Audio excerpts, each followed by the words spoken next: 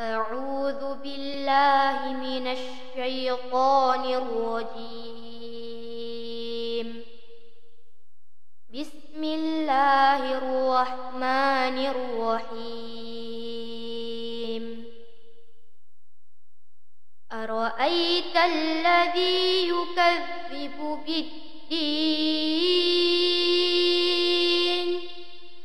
فذلك الذي يدعو اليتيم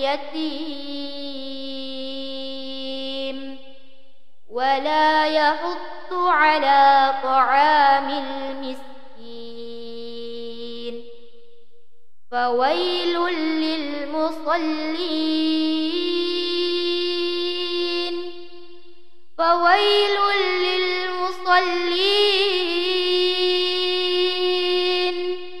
الذين هم عن صلاتهم ساهون الذين هم يراءون